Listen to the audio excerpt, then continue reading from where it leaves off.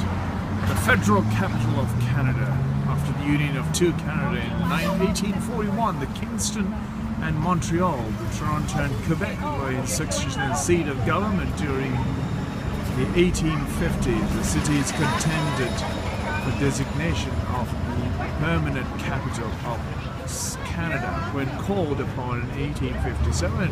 Queen Victoria resolved the issue by choosing Ottawa in 1867, the father of the Confederation. Reaffirmed. The choice of Ottawa became the capital of New Dominion. Canada. Parliament houses around the main square, and that's the main Parliament, quite sort of copied to the structure of House of Parliaments in London, but not quite the same. Big Ben out there, but it's clocked. There's a clock on there. It's a clock tower. It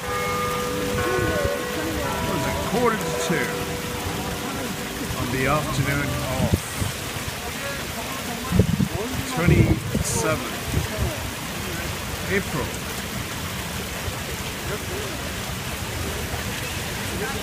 Canadian Parliament.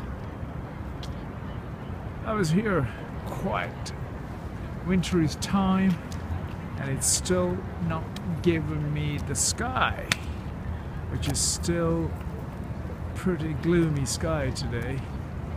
The photos are coming pretty dark. Anyway, having said that, the building is impressive, and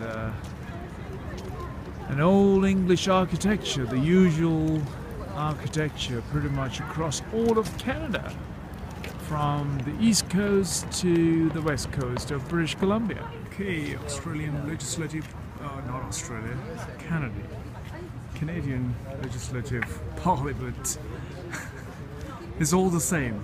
Canadian, Australian, New Zealand, South African, pretty much British.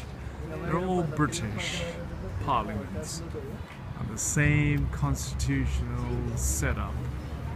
Anyway, the tour, exhausting for me because I cannot cope with tours.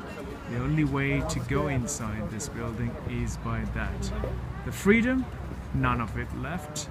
The volumes of people does not allow you to have a freedom of movement or freedom of speech. Everything is governed, controlled, recorded, managed, and corralled.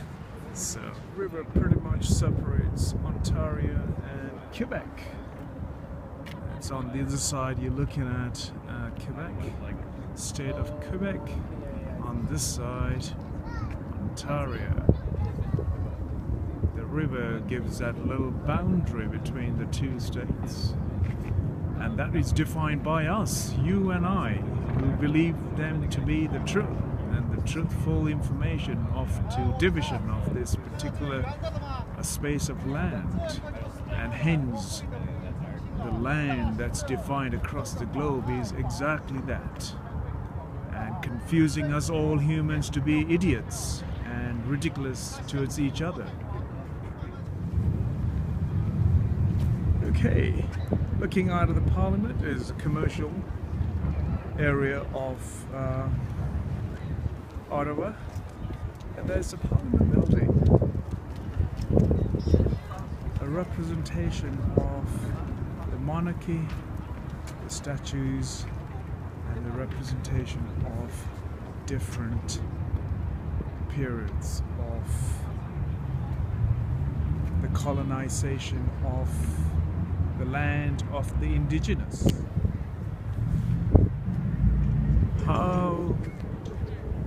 How we have evolved over the period of few centuries, and a representation of the land where everyone walking in Ottawa are people who immigrated, who came and took the land away from the true origins of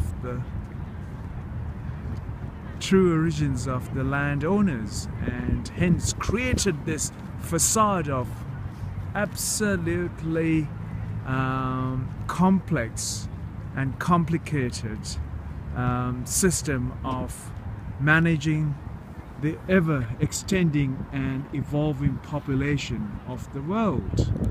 And we displace the world population by creating places of wealth and places of poverty, and in doing so we manage to also create a facade of unbelievable amount of temporary structures that also gives the opportunity for further exploration and erosion of the land and its landowners. I haven't come across a single Inuit or Canadian indigenous person. Why? They have been pushed to the side, and we are in the process of being pushed to the side now, and this will carry on to have the cycle of effect across the entire world. The building very much served the Governor General and the Privy Council and the office of the government for 110 years. This building we are looking at, that's the Fairmont, Chateau Fairmont. That's a hotel owned by a Saudi Freedom Company. Well,